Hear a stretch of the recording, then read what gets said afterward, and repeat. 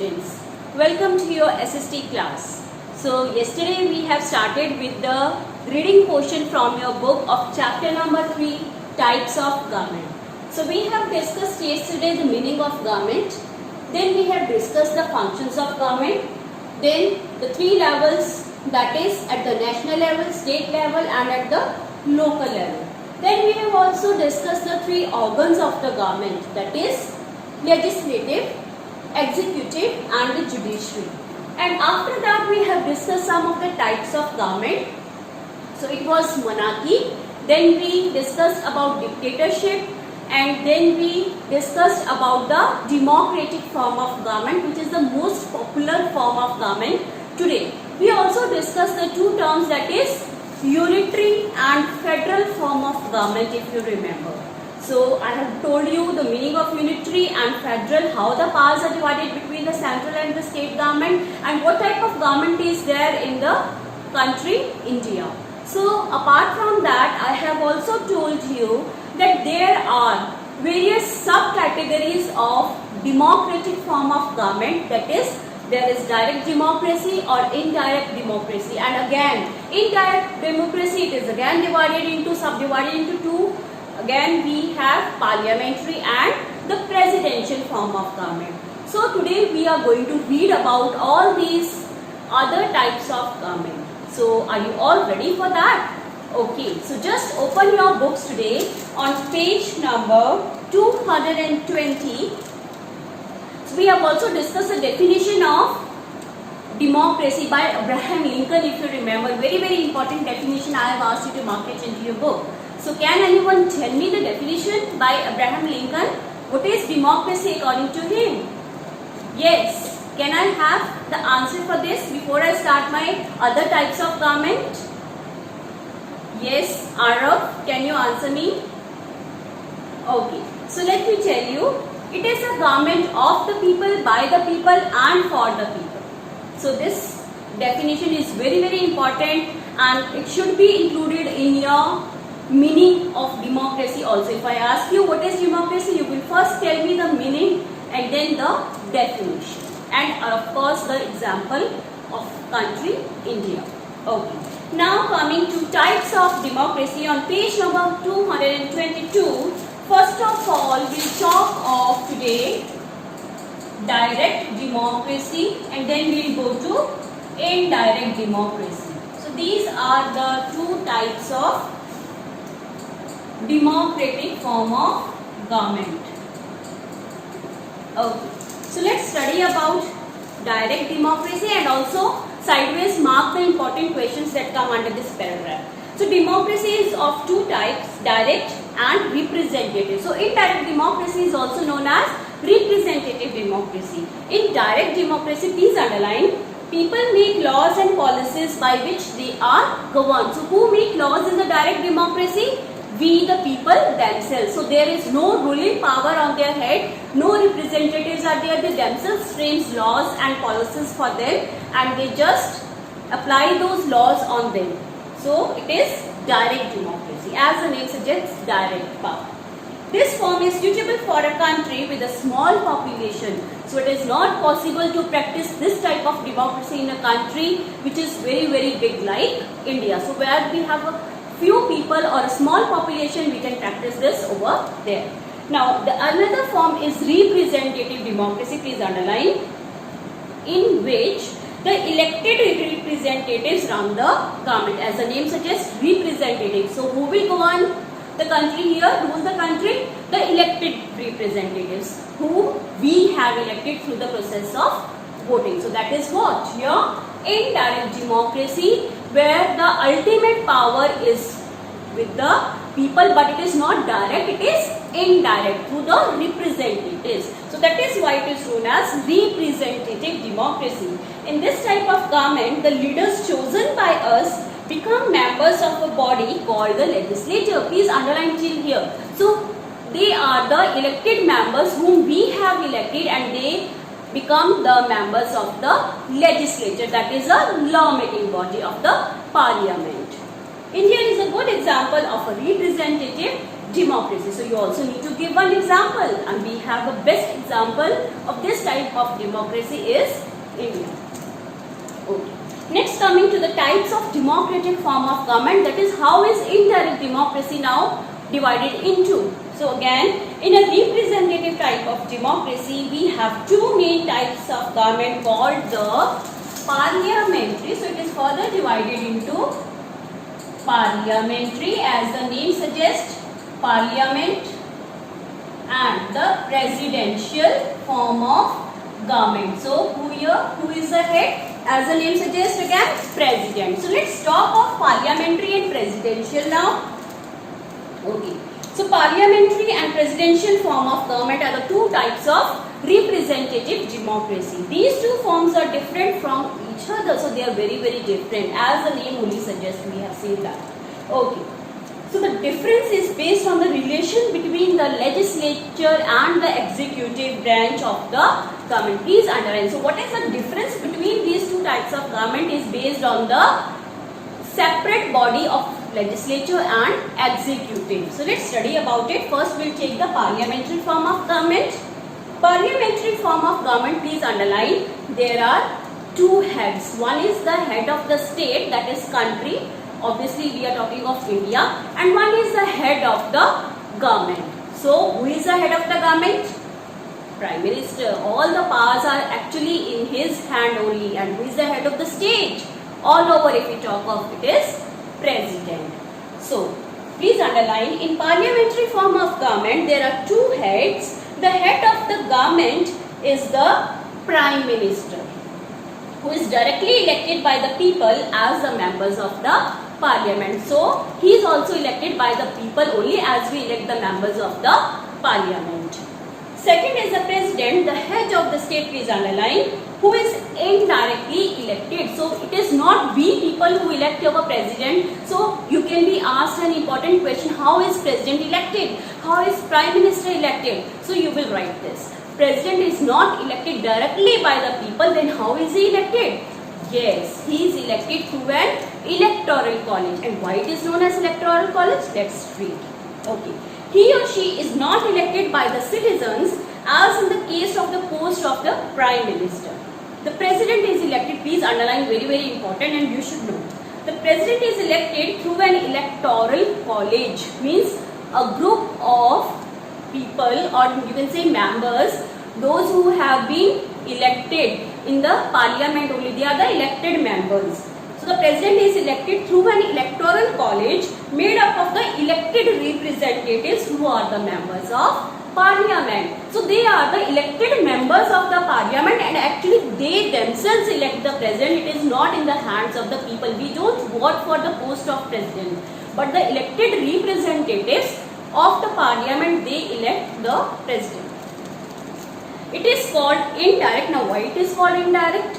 It is called indirect because the chosen representatives vote for him instead of us. Because we do not vote for his post, it is our indirectly chosen. We have chosen our representatives, and actually they again re-elect him as their president. So it is indirectly he is elected. Okay. In the parliamentary form of government, the executive is a part of the legislative branch. Now very, very important. First of all, I have discussed in case of legislature and executive. If we talk of the basic differences on the basis of legislature and executive. So in parliamentary form of government, the legislature and the executive are different. They are two separate bodies. We have already studied about legislature, the law making, and the executive means implementation of those laws, who takes care of. That is executive body. Please underline. So the head of the state, that is the country, is the president, who is not the head of the government. Now see, please underline. The head of the state, that is country, is not at all the head of the government, means he does not have any say in the parliament. If a law is passed by the parliament in both the houses of the Lok Sabha and Rajya Sabha, then it becomes a law. Bill, if it is passed, then it becomes a law and the president has to sign it. So we can say you'll be studying in higher classes, he is just a rubber stamp. जैसे कि वो मोहर नहीं लगा देता कि हाँ चलो सबकी तरफ से पास हो गया, अब इसके ऊपर फाइनल मोहर लगानी है. So the president is just doing the job of that stamp. Okay. The head of the government who actually holds all the power, the prime minister, he is known as the head of the government, is the leader of the majority party. We have already discussed that one.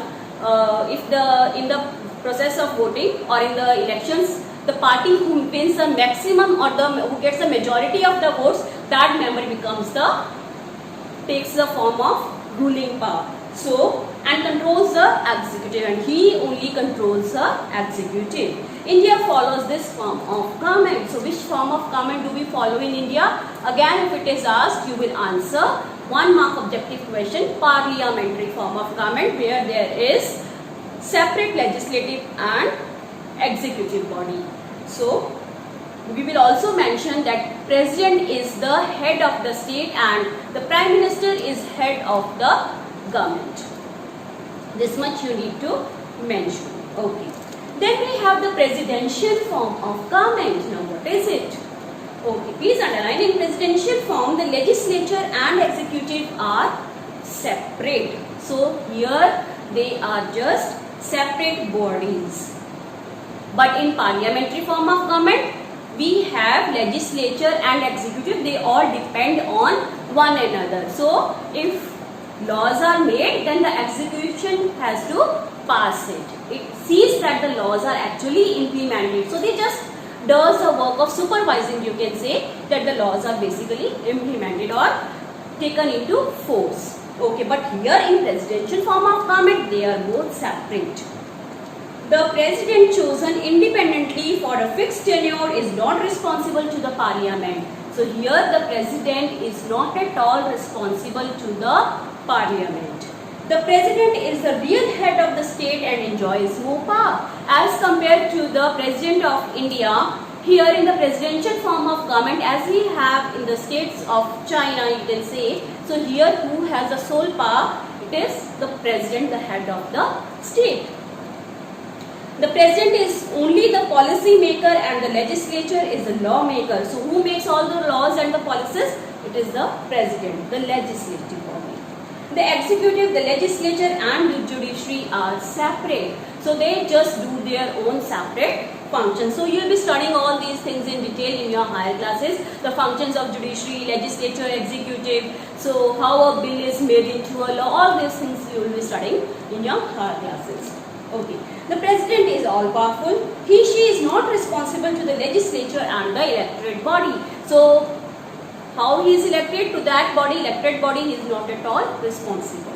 She appoints his or her own team members or cabinet who are not the members of legislature or parliament. Please underline it, very very important. So he just appoints for his help, for his assistance, his own members.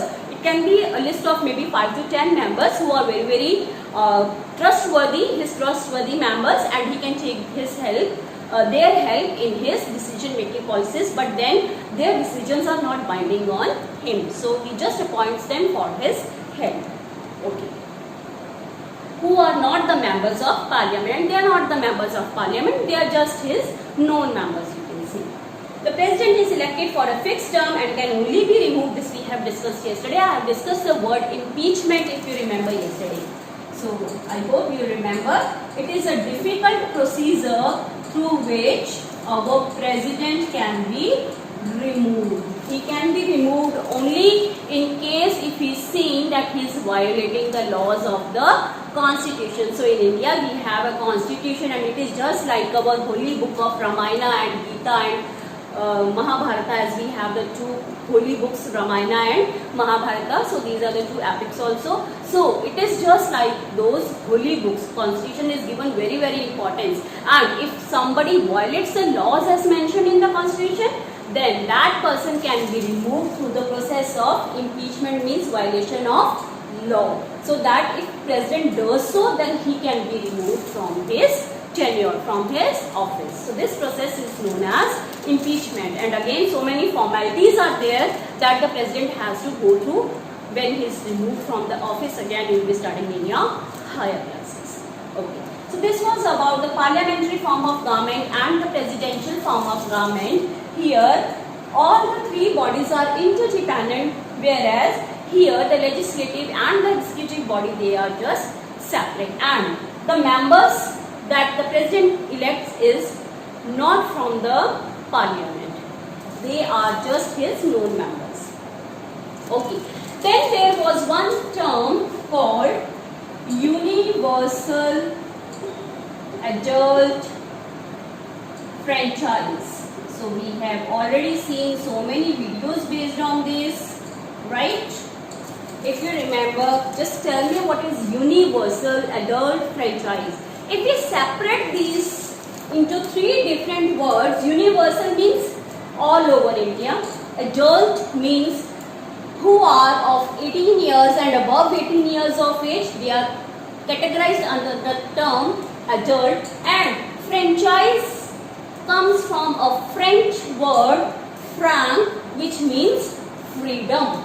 So it is a French word franc, which means freedom. So we assume that universal adult franchise means every citizen all over the country India who is 18 years of age or above can have the freedom to vote and elect the representative of his choice in elections. So this is what is universal adult franchise, and only that person can vote who is a citizen of India. Number one, 18 years or above of age, and who is not insane. Matlab he should be having a mental balance. He should not be insane. पागल नहीं होना चाहिए. He should know what he is doing and what is he doing that for. उसका purpose क्या है उसको सब पता होना चाहिए. So he should not be insane. So these are the three criteria for your universal adult franchise, and it should not be on the basis of any inequality. All citizens, irrespective of caste, color, religion, region, they have the right to vote if they follow the three criteria that I have just told you. So let's see. Okay. Citizens of India, please underline who can vote. Citizens of India who are 18 years of age or above can cast their vote for the representative of their choice. Till here. For casting vote during elections, it is important that the name should be included in the voters list that contains the names of the people who can vote. So if you have seen during the elections, some of the party members, they come to your house and they just tally your name in the list that they have. So it is known as voters list. Your name should be registered in their list, only then you can vote. And they also make your voter ID cards if it is not there. So this is the process you need to follow. So since all citizens are equal, irrespective of caste, creed, color, religion, economic condition, that is whether you are rich or poor, doesn't matter. But then you should be fulfilling these three criteria and are given the equal right to vote, and we call it universal adult franchise. So till here you will write down the meaning of universal adult franchise if it is asked in your exams. Or even if it is, even a question is there at the back, so you will write till here. What is universal adult franchise? And this is the best example of equality, because every person can vote irrespective of these caste, color, creed, religion, all these things. Okay, now there is a small extract what Gandhiji felt. So let's read. According to Gandhiji, he wrote one journal. In the journal Young India in 1931, Gandhiji said, I cannot possibly bear the idea that a man who has got wealth should get the vote.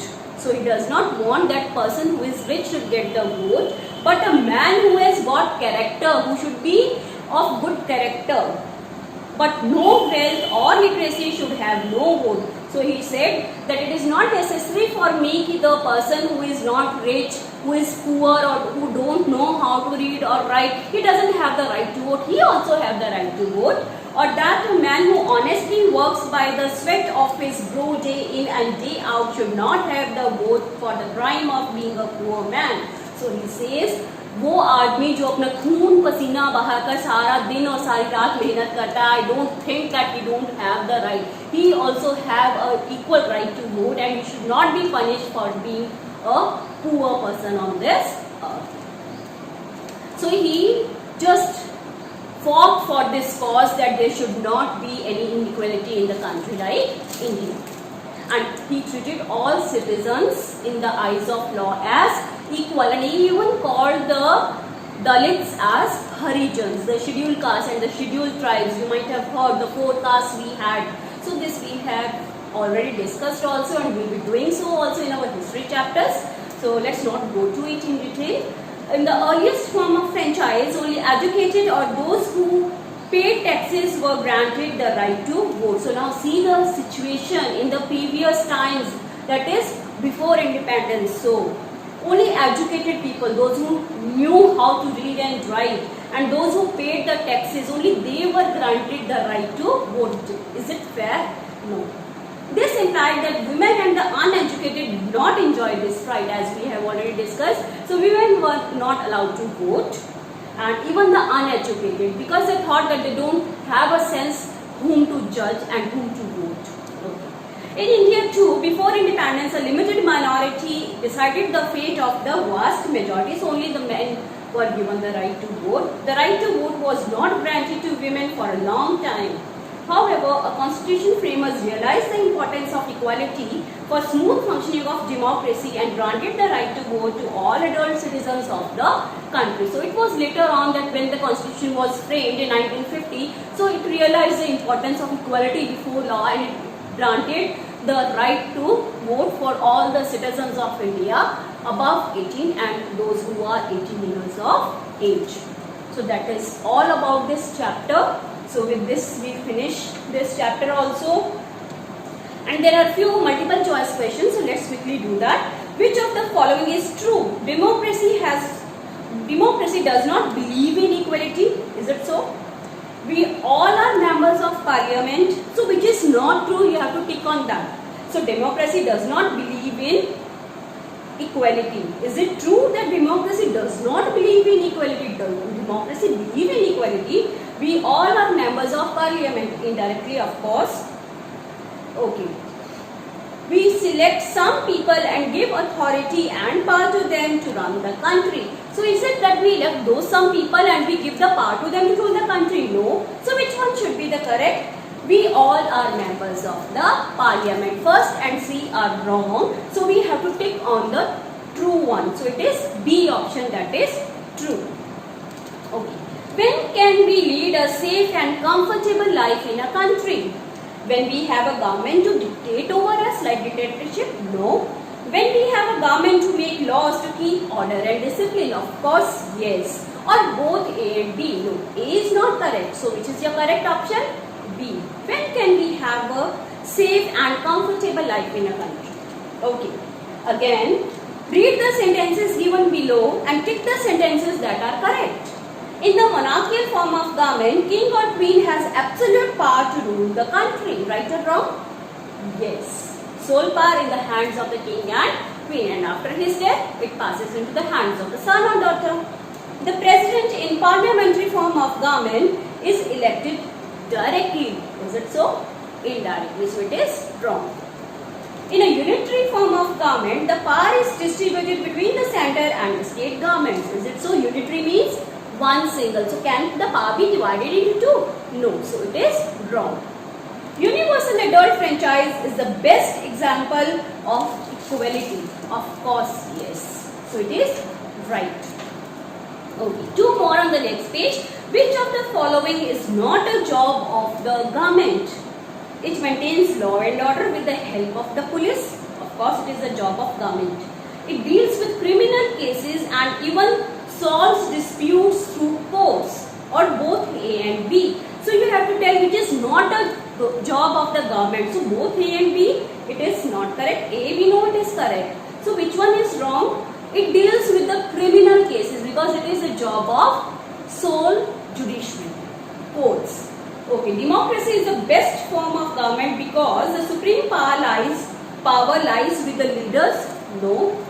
The supreme power lies with the rich and powerful? No. The supreme power lies with us people? Of course, yes. So it is option number B. So this is your correct answer. So with this we finish our book work, and then I have also sent you a PDF file of the question answers that you need to do in your SST notebook.